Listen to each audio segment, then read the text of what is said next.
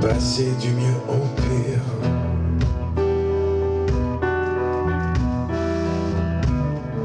J'ai vu le square du time passer du mieux au pire.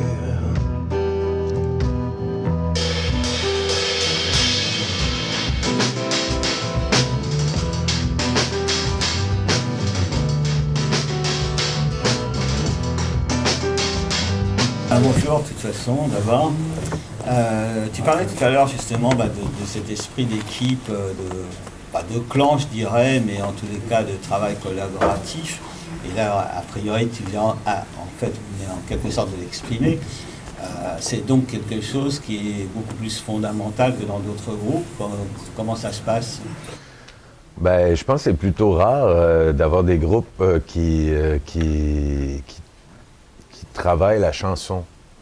C'est-à-dire peu, parce que ça reste que je pense que ce qu'on fait, c'est de la chanson à texte, mais d'avoir tout à coup 3 personnes qui s'investissent pour l'amener un peu plus loin. Surtout qu'on vient de milieux complètement différents. Sylvain vient plus du rock, blues, Thomas vient plus de la musique jazz, world, musique improvisée, musique... Et moi, étant plus peut-être le chansonnier du groupe, ben, ça dynamise d'abord nos intérêts à chacun. Ça ouvre nos horizons. Nous ouvrons nos horizons, tous et chacun. Au service de la chanson, hein? Oui, au service de la chanson. Ce qui est plutôt, je pense, rare. De cette façon-là, c'est plutôt, en général, on va avoir un chanteur qui écrit des chansons, puis qui engage des musiciens, qui changent à chaque spectacle, puis tu sais, s'ils sont pas disponibles. Enfin, nous, c'est clair que quand il y a un show, c'est notre projet qui passe en premier. Donc, si eux sont appelés à jouer ailleurs, ben, ils vont se faire remplacer ailleurs. C'est quand même une énorme nuance. Ouais. Puis tout ça, évidemment, ça dépasse la musique. Je pense qu'on n'arriverait probablement pas à mélanger nos univers de façon aussi... enfin, je ne sais pas si c'est efficace, mais harmonieuse. C'est-à-dire qu'en fait, quand on y réfléchit bien, on se retrouve à faire des compromis, tous et chacun, à chaque fois qu'on se réunit. Mais personne a l'impression jamais de laisser aller quoi que ce soit. C'est un truc assez particulier, c'est un bonheur de travailler. Il y a une grande amitié aussi, ça fait 16 ans, 17 ans presque, je connais Sylvain, ça fait 6 ans maintenant qu'on travaille, on se voit tous les jours. En fait, quand on ne travaille pas, on s'appelle, on mange ensemble. C'est ce que je voulais parler, est-ce qu'il y a une notion de manque? De manque? Oui, justement, de ne pas être ensemble. Quand on se voit pas. Oui, carrément. On se parle quasiment tous les jours. La manière dont on vous perçoit, on a vraiment l'impression que quelque part, c'est justement ça. Oui, carrément. D'ailleurs, en partant pour la France, cette fois-ci, on a perdu le batteur aux douanes, parce que en fait, pour venir en France, ça prend un passeport valable 3 mois après la date de retour. Donc, il manquait 1 mois ou 2 là, pour qu'il puisse partir. On est obligé de le laisser à Montréal. Et ça a été l'angoisse totale. Ça a été vraiment... Non, mais je lui parlais dans la voiture, il n'était pas là. Tu sais, c'était vraiment un truc où on a tout fait, tout mis en œuvre pour dire, ben, peu importe ce que ça coûte, on s'en bat et on fait ce qu'il faut pour qu'on fasse ce qu'on avait dit qu'on ferait. Alors donc, vous venez donc du Québec, du Canada, mais où vous vous sentez le mieux, entre guillemets, hein, si je peux me permettre, parce que quand vous parlez français, est-ce qu'il y a une grosse différence entre parler de français au Québec ou parler de français être en France? Est-ce qu'il y a un endroit que vous ressentez différemment? En toute honnêteté, par rapport à ce que j'écris, je sens quand même que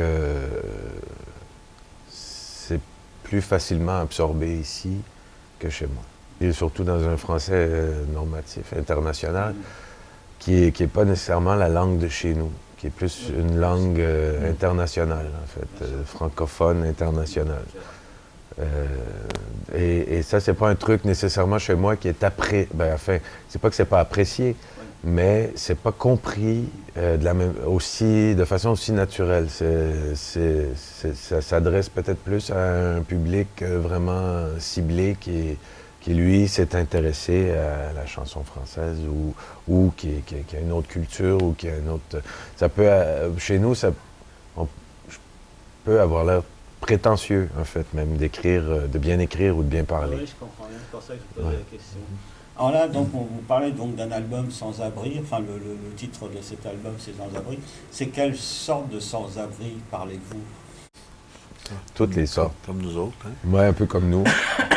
En fait, à partir du moment où, pour nommer un sens de cette chanson, juste pour faire allusion à ce qu'on vient de dire, le fait qu'on soit ensemble, déjà, on s'assure de ne jamais être sans abri. Le fait d'avoir un cœur, déjà, à la bonne place, c'est la phrase qu'il dit, « Je suis un sans-abri, mais j'habite dans mon cœur. » Et c'est là qu'il faut habiter. C'est là qu'est la vraie maison, pour moi, avec d'abord, en respectant son propre battement de cœur, et puis en l'ajustant rythmiquement à ceux qui nous entourent et qu'on aime. Parce que la vie est fragile, la vie telle qu'on l'a structurée, hein, la société, tout peut changer en quelques jours. En quelques jours, on peut passer de quoi être très riche à très pauvre, hein, ne serait-ce émotivement.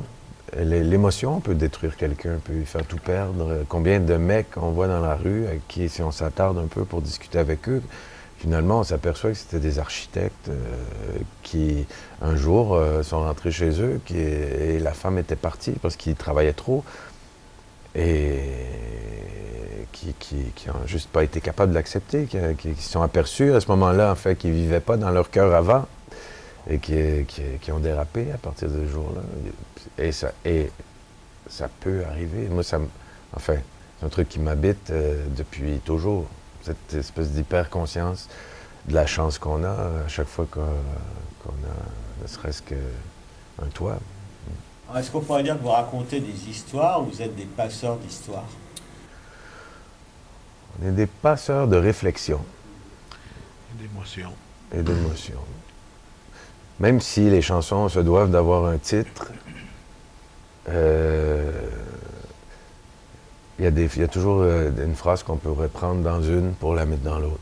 Il n'y a jamais énormément les sujets finissent par être précis parce qu'il y a un titre, souvent, dans chacune des chansons. Mais sinon, ça reste une espèce de flow, d'un langage qui a été développé avec les années d'écriture pour communiquer des émotions.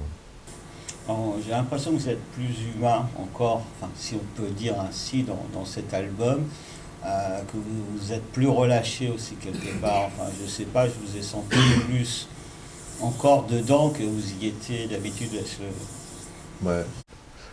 Ouais, mais on a fait On l'a fait ensemble. On l'a fait ensemble, et puis on s'est vraiment questionné, tu sais, par rapport à nous-mêmes. Il y a un truc vraiment génial du fait d'être si proche, c'est qu'on arrive à se le dire, tu sais. Arrête de chanter comme ça, c'est laid. Enlève ta putain de délai dans cette chanson. Joue comme il faut quand tu frappes. On se dit les trucs, mais comme on se parle de la pluie puis du beau temps, puis il n'y a jamais il n'y a pas de fausse pudeur entre nous. On sait que l'autre a raison. Dans le fond, on a les bonnes oreilles pour chacun. Hein? Ben, c'est le respect qu'on a et puis la confiance qu'on a entre nous, dans le sens où, a priori, si quelqu'un dit de quoi, on va l'écouter, puis on se dit qu'il y a une raison derrière ça ou quoi. Puis par rapport à l'humanité que vous disiez de l'album, je pense que cette fois-ci, on voulait vraiment faire un album que les sujets soient différents, tournés vers les autres. Comme Jeff le raconte souvent, je pense qu'on est tous heureux maintenant dans nos vies ou quoi, puis on n'a pas forcément besoin de parler de nos petits problèmes du quotidien ou écrire des chansons d'amour, encore une fois, qui nous concernent ou quoi.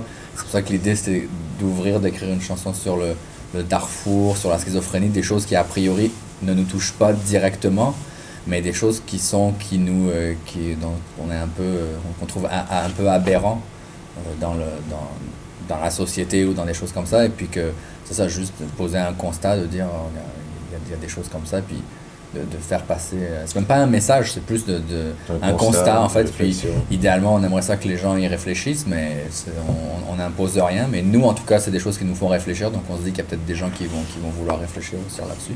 Mais est-ce qu'on peut dire au niveau des textes et des mélodies que vous avez été aussi plus loin, plus fort? Oui, on a vraiment essayé. Enfin, mais le truc qui est intéressant, c'est qu'on, particulièrement pour ce projet, c'est qu'on s'est attardé à l'importance du texte et de la musique à l'intérieur d'une chanson, parce que ça reste de la chanson. Hein. Donc, par rapport à ce qu'on aime, à ce qu'on a envie de faire, quelle place devrait prendre le texte, quelle place devrait prendre la musique, qu'est-ce qu'on veut traduire quand on fait la musique? Oui, c'est vrai qu'il faut que l'arrangement supporte, c'est-à-dire soit là pour porter le propos, mais est-ce qu'on pourrait pas tout à coup carrément porter le propos avec de la musique à l'intérieur d'une chanson? Une fois qu'on a dit ce qu'on avait à dire, pourquoi on ne prendrait pas 3 minutes de plus pour l'exprimer comme on le ferait dans un film, pour une musique de film, ou comme on le ferait dans un... Ça nous a permis autant techniquement que par rapport à nos envies puis nos goûts, d'aller plus loin. Puis même maintenant, quand on fait une chanson où il n'y a pas nécessairement une envolée, où ça va être une chanson vraiment carrément un texte avec un début, une fin, un milieu, un refrain, une structure plus standard, je pense que tout le travail qu'on a fait sur Sans-Abri fait en sorte que quand on attaque maintenant des nouvelles pièces, il y a une espèce de truc qui se fait encore plus naturellement dans un arrangement à l'intérieur du morceau, sans prendre 3 minutes de plus. Tout à coup, on arrive à, naturellement, si on y va, puis on respecte la simplicité de qui on est, ce qu'on est capable de jouer, puis ce qu'on a envie de dire, bien, tout à coup, ça se fait tout seul, parce qu'on a fait le travail différemment avec Sans-Abri, parce qu'on s'est permis aussi des envolées musicales, on s'est permis de se dire, une chanson, c'est pas vrai que ça dure 3 minutes. C'est impossible. Ça, c'est pas de la chanson, c'est pas de l'art, en fait. Ça peut arriver, oui, mais c'est pas de l'art. S'il faut se mettre dès le départ des barrières, ben je vais rester chez moi. Ou on va se voir quand même, on va se baigner avec les enfants, puis on va boire de la bière. Alors, pour terminer cette interview, est-ce que vous êtes aujourd'hui des hommes heureux? Selon toi? Je dirais oui, mais justement, c'est de temps en temps de le dire, justement, c'est ce qui fait, je pense on peut rendre les autres heureux. Hein? Aussi. Moi, j'ai l'impression quand on termine les spectacles, avec les rencontres et les personnes qu'on voit, d'avoir rendu des gens heureux. Hein? Combien de personnes ont les yeux fermés? Souvent, on joue, puis on sent qu'il y a quelque chose qui se passe. Donc, mais c'est impossible de le faire si ça ne se passe pas entre nous, premièrement. Je pense que c'est d'abord entre nous, le bonheur est... Pas que dans le fait. Non. Mais c'est sûr que le fait de pouvoir faire ce qu'on veut, c'est sûr que c'est ça le vrai bonheur pour nous, le fait de ne pas avoir de compromis, de ne pas se dire qu'on veut réussir à tout prix, en fait, de se dire si il faudrait faire ceci ou cela pour que ça marche, ou pour passer à la radio ou quoi. On s'en fout un peu, nous on fait ce qu'on aime, et puis nous on a envie quand on écoute ce qu'on fait, et puis quand on parle de ce qu'on fait, qu'on soit fier de ce qu'on fait, puis c'est ça qui nous rend heureux, dans le sens où on regrette rien de ce qu'on a à proposer au monde. Après, les gens aiment ou aiment pas, mais en tout cas, nous, on fait ce qu'on fait, on pense de mieux, puis on essaie de le faire le mieux possible, et puis au final, ça reste de la chanson. Je veux dire, on a... Ouais, puis d'avoir 3 paires d'épaules pour porter un projet, ça l'allège. Ça fait que c'est plus facile de continuer de tenir son bout, puis d'aller loin. Merci messieurs d'avoir bien joué. C'est un grand bonne route et bon voyage. Passer du mieux au pire. Et sur Broadway, I'm fine. Non, c'est pas la rire, j'ai encore peur des lines. So je préfère t'écrire. Les téléphones sont blind pour ce que j'ai à dire.